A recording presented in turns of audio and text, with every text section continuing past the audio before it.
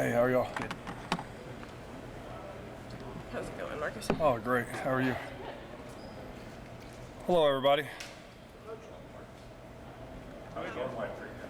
It's great, man. It's good to get back into the dorms for the first time since the early 90s.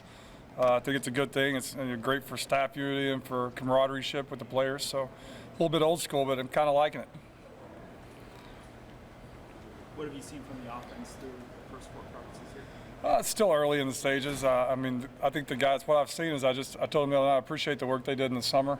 They made a huge jump in the summer just as a unit of knowing what to do, of how we do it. Leadership starting to step up at the top. I think they had a great summer. Our strength staff did an unbelievable job. The player run practices, I think the leaders on our offense did a really nice job, and you can tell it's a lot smoother transition, obviously, from the spring to the fall camp.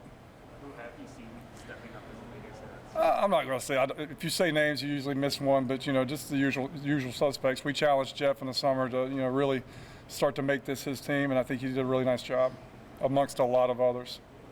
How helpful has it been just with quarterback development, with the split practices and having a guy maybe in that second group, Shell or whoever? It's unbelievable for every position. I mean, there's kids that have gotten nearly 100 reps the first 4 practices. That in most places they're not getting 50 the whole time they're in camp. So it may not be pretty ball all the time, but it's guys out there getting to compete.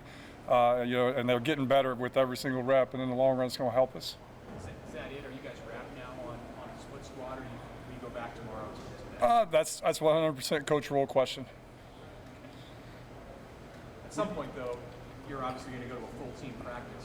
When you do that, how much do you think the reps that these young guys got or inexperienced guys got are going to benefit them and benefit you in knowing what they can do? Yeah, well, we did a full team practice this morning. And, Coach Osborne's been unbelievable. Coach Rule, not speaking for Coach Rule by any stretch of the imagination, but, that was one of the things that Coach did really well. Everybody was moving on the field at the same time. And I think Coach has done a really nice job of just grinding a way of how we can do that. We don't have 190 players, obviously, but he's been very creative in making sure that if you were like a fly on the wall, you look out on the field, everyone on the field is doing something. And so even though we are together, everybody's still getting a lot of reps. Got a lot of reps today. It's early, but what have you seen so far from some of your kind of summer arrival freshmen at the wide receiver position? A lot of speed. A lot of speed. I mean, it's pretty impressive. They don't know what to do yet, obviously, but when they're just out there running routes, one-on-ones and stuff, they have a lot of speed. Talking to Ben Scott later, what has he brought to the offensive line? Just physicality, maturity. A guy that's played a lot of football.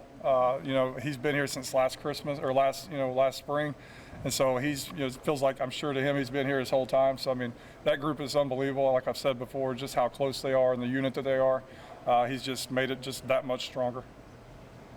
How has Billy Kim stepped in? Has he stepped in one of those guys that stepped into a leadership role for you? Oh, for sure. I mean, he's just so super competitive. It's so important to him.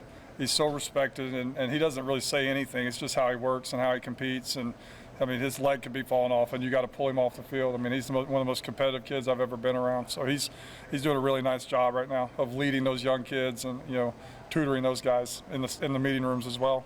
In your experience as an offensive coordinator, how often have incoming freshmen, summer freshmen, been able to kind of pick things up enough to help in the month of September, early in the season? A handful maybe in the month of September, but I think you will see later on, late in the latter parts of the season, where a kid develops and gets into a position where he can contribute, in some phases of the game. Obviously, it's not unheard of. I mean, there's freshmen all over the place that come in and play early, and if those guys can learn what to do and play and match the physical elements that they need, then we'll put them in. We don't care how old they are, as long as they produce. What are the qualities you're looking for in a lead running back as that competition shakes out? What are those qualities that you're looking for?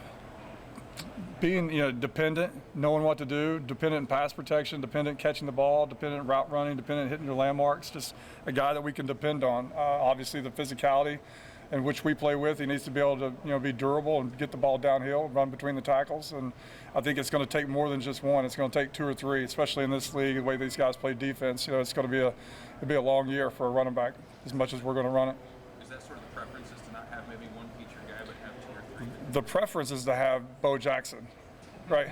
But there's not a lot of Bo Jacksons that are out there. So we've got a room full of really talented guys that do a lot of different things. We don't want to be one of those teams that have 5 running backs that get 2 carries a game. We want some guys that have a role on our offense or in the offense, but it's going to take more than just one this year for us to be successful.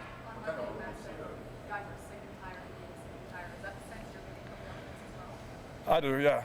I mean, it's sick and tired of just talking, sick and tired of just hearing things. Like, we're just ready to go out there and work.